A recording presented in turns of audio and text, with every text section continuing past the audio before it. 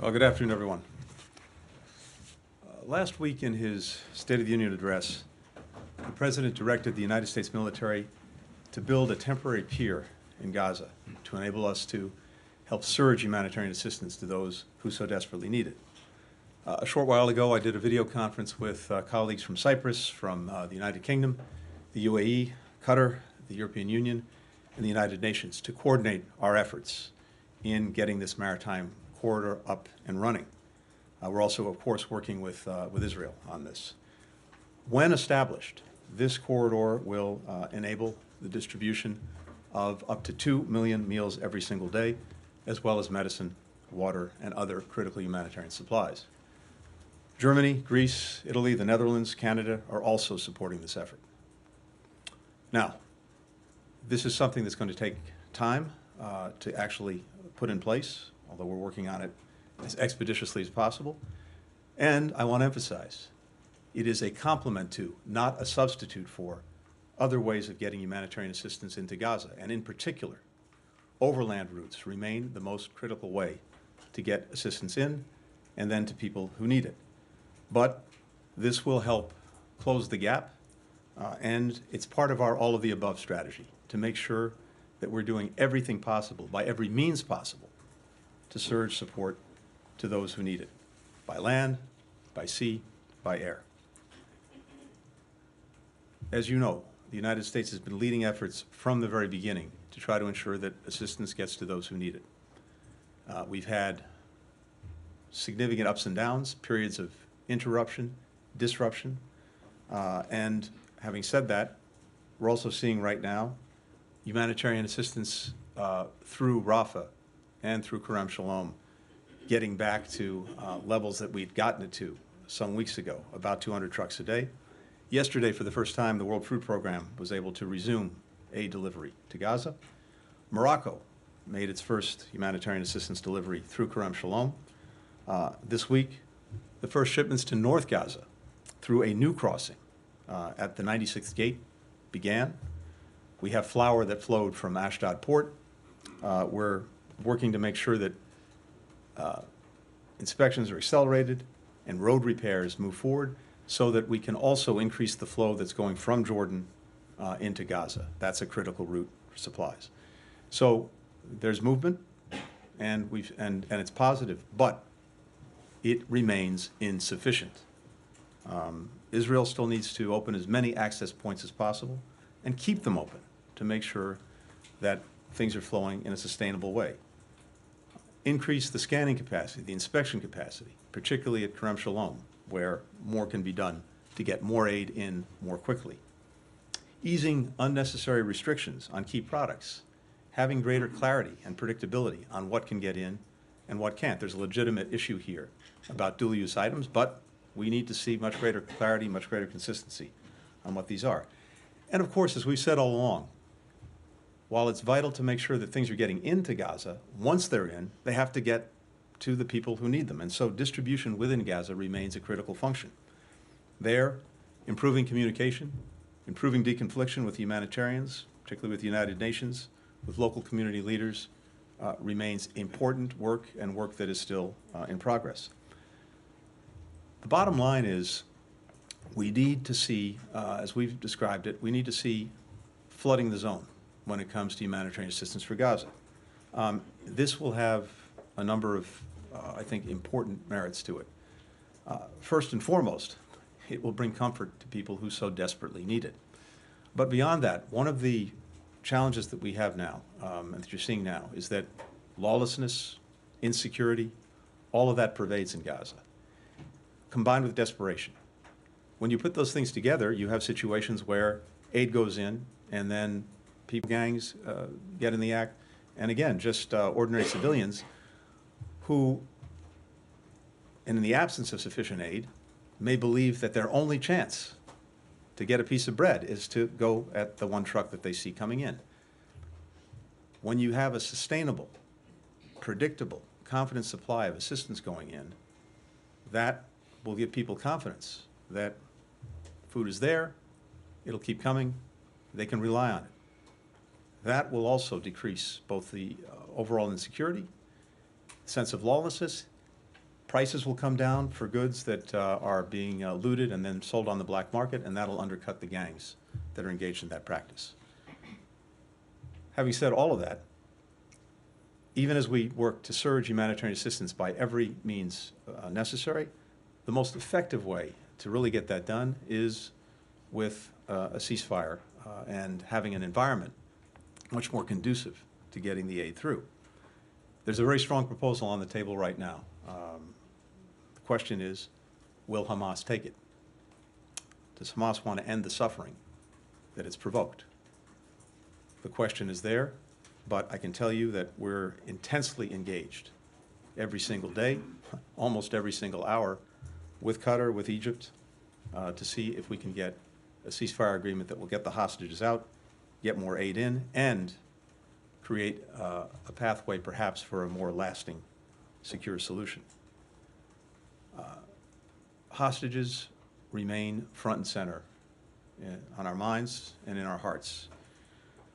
We just learned that one of the dual U.S.-Israeli citizens who we believe was taken on October 7th, Itai Hen, was in fact killed on October 7th.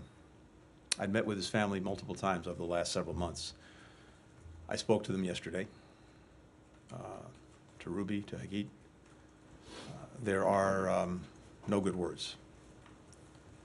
No one should have to go through what they've gone through and what the other hostage families continue to go through. It's another reason why getting the ceasefire would be so crucial to enable us to bring the hostages home. The President has made clear that ensuring the supply of humanitarian assistance, doing everything possible to protect civilians, has to be a priority. It can't be a secondary consideration. So, to that end, I would simply say, where there's a will, there's a way. We look to the government of Israel to make sure that this is a priority. Protecting civilians, getting people the assistance they need. That has to be job number one, even as they do what is necessary to defend the country and to deal with the threat posed by Hamas. Happy to take some questions. Thank you. Thanks, Mr. Secretary. Hello, how are you? Two things very briefly. One, you guys have been talking for a long time, months and months and months now, about the need to get more aid into Gaza. So I'm just curious about what this meeting today was. Did it accomplish anything, or were any decisions made about speeding up the maritime corridor, or was this a broader thing that had more to do with that? And then secondly, it's no secret that the differences between President Biden and his administration and Prime Minister Netanyahu and his government have gotten bigger, larger over the course of the past couple months, but particularly over the course of the last several weeks or days.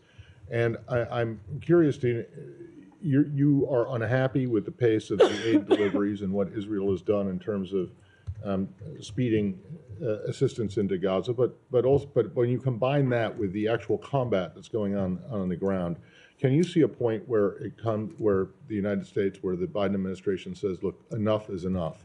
And then if that does happen, what would that mean? Thanks. Right. Matt, thanks. In terms of the meeting today, the focus was on the maritime corridor and the pier, the dock that we'll be building, that the President announced in the State of the Union. So what we were talking about today was with the countries that are directly participating in both helping to establish that pier, that dock, but also putting in place the system to collect assistance and then to send it off by sea to the dock that we'll be building. So that's what this was about, and it was really following up on the President's State of the Union message, following up in very concrete ways to get this moving, to get this off the ground. And as I said, the military is also working intensely on this. We want to get this up and running as quickly as possible, but it demands tremendous coordination among the donor countries, among the participating countries, and of course with Israel. So that's what we're focused on today. Again, I want to emphasize that this effort is vital, but it's, again, a complement to, not a substitute for, other means of access for humanitarian assistance to Gaza, and notably, the overland access. As to the second part of your question, I'm not going to engage in hypotheticals. We've been working closely with the government of Israel, but also many other countries, to try to make sure, to the best of our ability, that aid can get in, that it can get to people who need it, and that civilians are better protected. That remains an ongoing effort. And as I said, we need to see efforts in that direction maximized. The President's been very clear. This has to be a priority, and it has to be a priority for Israel. It's the right thing to do. It's also, I think, profoundly in Israel's interest to do it, and that's what we're working on. Andrew? Andrew. Secretary, thank you. I want to follow up on that and also ask separately about, maybe the first about Gaza and the disaster that this has become. The U.S. is weaponizing the war. We are the leading supplier of weapons to Israel. At the same time, you are leading an international rescue effort to get this aid in, despite the obstacles from members of the cabinet in Israel, which have delayed the opening of more land access, and still are. And as you point out, these sea routes are slow. They're slower than they should be, even, because not all the ports are open. And they're not a substitute for the hundreds of trucks that could get in by land. So can you explain to the American people this incompatible policy? These policies are in conflict.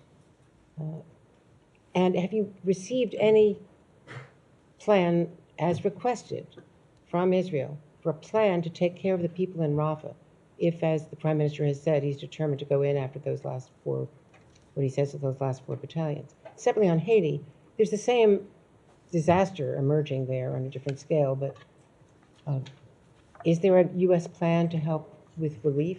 It's already been 5 months since the UN authorized the Kenyan multinational force. The Supreme Court there has objected. It's going to be a while until they get in, even if they agree to go in. What emergency relief can we provide to the people of Haiti to try to resolve the growing disaster there? Thank you. Thanks, Andrea. So coming back to the first question, we have been focused all along on 2 things. One, making sure that Israel can effectively defend itself, and that's an enduring commitment that's not going to go away. And also to try to make sure that October 7th never happens again. And in doing that, we're there as Israel's ally, as Israel's partner. We've also been determined from day one, that is, Israel takes steps necessary to defend itself to ensure that October 7th doesn't happen again, that civilians are protected, humanitarian assistance gets to those who need it.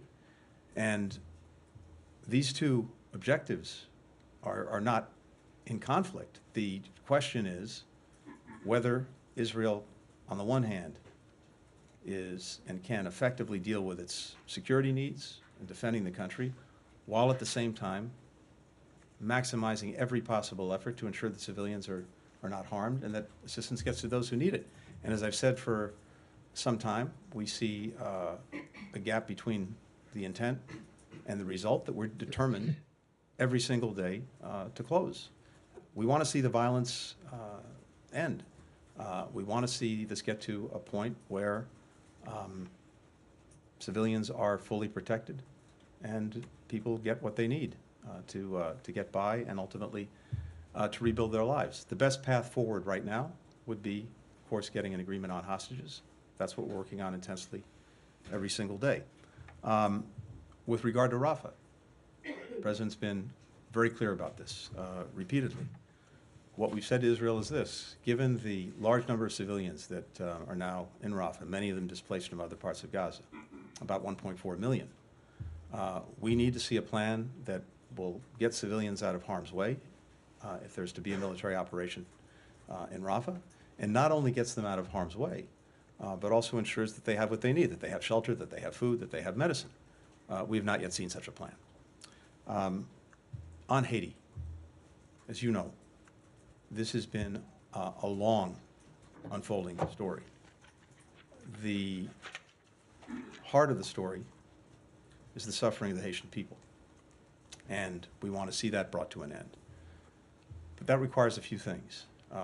It requires a more stable political system so that the country can function and function democratically. And for that, we need to see a transition to elections, to a clear return to a democratic path. We need assistance, humanitarian assistance, development assistance, so the economy can get built up, people can have opportunity. And fundamentally, we need to see security, because it's very hard to do either of the first two things in an environment that is profoundly insecure. And right now, you have in Haiti profound insecurity that is being driven largely by the action of gangs who control big parts of the capital city, critical infrastructure, et cetera. So we've been working on all of these fronts. And as you know, the United Nations endorsed some months ago a multinational security support mission to help the Haitian police regain control of security. As we're putting that together, and Kenya stepped up to say that it would lead this mission, we've brought together other countries that are going to contribute to the mission. We ourselves are contributing significant resources to it. In parallel, we've also been trying with CARICOM countries, the Caribbean countries, other interested countries, to help Haitians get back on a better political path. I was in Jamaica just a couple of days ago with all of the countries from the Caribbean, CARICOM, with other partners, including Canada, including France, including Mexico. All of this in support of Haitian-led efforts to find a political path forward, to get to a political transition. And that's exactly what was agreed the other day. The Prime Minister Henry, stepped down along with his government. A transitional presidential council, or college, as they call it, is being stood up. It's inclusive. It brings together most of the major parties in Haiti, as well as other key stakeholders like the private sector, like the interfaith community, and civil society. That council has as its mandate, again, agreed to by the Haitians, to choose a new prime minister, an interim prime minister, to establish a National Security Council, and to put in place an electoral commission. That creates the pathway, the transition to elections and to a constitutionally mandated government. That also creates a better environment in which the multinational security support mission can go forward. I was on the phone this morning with President Ruto of Kenya, who confirmed Kenya's preparedness to lead that mission. As soon as this new council is stood up, which we believe will happen in the next couple of days, and an interim prime minister is selected, that mission can move forward. I announced as well when I was in Jamaica that the Department of Defense is doubling its contribution to this effort. So we now have $200 million coming from DOD, another $100 million coming from the rest of the United States government in support of the multinational security support mission. We have another almost $100 million that's been raised from other countries around the world, and notably from Canada. So my anticipation, it's a long answer to your question, is having done all of this work, we should be in a place where that mission can go forward. It can, we believe, help reestablish security, take back control of the country from the gangs. Meanwhile, the political transition is moving forward with this interim presidential council, with an interim prime minister, with these new bodies that are stood up, tracking toward elections. And that, in turn, creates a better environment in which we can actually get assistance in, get it to people who need it, get development moving again, and create some opportunity for people. None of this is easy. None of this is going to happen from one day to the next, but at least there is a plan, a process in place to do that. It's Haitian designed, it's Haitian led, but it's supported by many countries, not only in this hemisphere, but around the world. Hello, Mr. Spencer. Let me try to push you a little bit more on these issues in the hope of getting an answer. President Biden, in his interview, also said he wouldn't suspend any military aid to Israel in a way that would impact, for example, the Iron Dome. Does that mean the United States would consider putting conditions on offensive weapons to Israel? Secondly, you met with EU Foreign Policy Chief Joseph Borrell today. He said at UN, Israel is using starvation as a weapon of war. Do you agree with that? And if you don't, who do you think is responsible for the man-made famine in Gaza? And lastly, there has been an Israeli airstrike today on an UNRWA aid distribution center in Rafah. The agency said at least one staff has been killed. It also said that they've shared the coordinates of this facility with the Israeli army in the hope that it would be protected. What can you tell us about this incident? Thank you. So let me take those questions. Actually, let me start with the last one. So I saw the reports of the strike today on the UNRWA facility. And first and foremost, our condolences go out to the families, the loved ones of those who apparently lost their lives in this strike. I don't know the details of what happened. I do know, based on what we've heard from the Israeli government, that the IDF is investigating, the Israeli Defense Forces are investigating this incident. And of course, we will look closely to see what that investigation produces. Without getting into the specifics of this incident, because again, I don't know the facts, I think it does, as a general matter, underscore something I talked about a few minutes ago, and that's the imperative of having much better and much more consistent deconfliction. Humanitarian workers, the agencies, they need to be able to do their jobs with as much security and as much confidence as is possible. And look, you're in a war zone. You have a terrorist group that is firing from hospitals, from schools, from apartment buildings. But the Israeli military, the Israeli government have a responsibility and an obligation to do everything possible to ensure that the humanitarians can do their jobs. And among other things, that means making sure that if there's a humanitarian facility that's clearly identified, it's not struck. It means making sure that if there's a supply mission, a convoy, trucks going to a particular place at a particular time, that the Israeli military does everything possible to ensure its secure passage. So this is an ongoing process. It's made, again, incredibly difficult by the environment in which it's being conducted, but it is a responsibility and an imperative for the Israelis. What we've seen in terms of food, as well as other supplies, going to the second part of your question, is, of course, the Israelis have been not only allowing food in, they have been working to make sure that it gets in and gets to people who need it. We've seen throughout this process, first, the opening of Rafah back in October. After my first visit to Israel, many hours of discussion, Rafah opened, assistance began to get in. We went back some weeks later. We got agreement to open Kerem Shalom. During the first pause, the hostage pause, 1 week, the amount of assistance that was then going in doubled during that period of time. Since then, we've pressed them on doing things like getting flour in from Ashdod. I mentioned that a short while ago. The flour that is now getting in to Gaza is enough to produce bread to last for 6 months in Gaza. We have a new opening that was just put in place that will facilitate more assistance going in. And of course, I talked about the maritime corridor that we're building. We've been doing airdrops. The bottom line is food is getting in, but it's insufficient.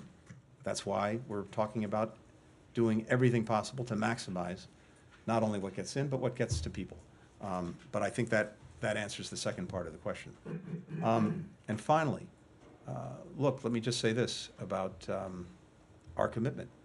Our commitment is to make sure that Israel has the means to defend itself, to provide for its own security, and that's an enduring commitment. I will take one more. Thank you. Hi, Secretary. Welcome back. Thank you, I appreciate it. You just said now, and the Biden administration has been saying for a while, that the onus is essentially on Israel to come up with a plan to protect the civilians in Rafah if they're going to conduct this operation. I just wonder if you guys think it's even possible for such a plan to be developed. Can they come, given how many civilians are there and what an operation would look like? Do you think that's in the realm of possibility? And then my second question, just in this same vein, is right now, without seeing that plan from Israel, is the administration considering conditioning some U.S. military support for Israel on whether or not they go ahead with this operation in Rafah? I mentioned a few minutes ago the tremendous challenge in conducting a military operation in Rafah with 1.4 million civilians there. And the imperative, as we see it, and as President Biden has clearly expressed it, that there has to be, if there are going to be military operations in Rafah, a clear and implementable plan to get the civilians out of harm's way and to provide for them once out of harm's way. We have not seen that plan. Is it possible? Yes, it's possible, but we haven't seen it, and the most important thing is to see it and to make sure that it's something that can be implemented in a way that accomplishes what has to be accomplished, which is protecting people and supporting people. But right now, that's all in the realm of hypothetical because we haven't seen a plan. So we look to that. Beyond that, I'm not going to get into any other hypotheticals about Rafah or where that goes. All I can say is we need to see a plan for the civilians, and we'll wait for that. Thank you. Thank you all. Thanks, everyone.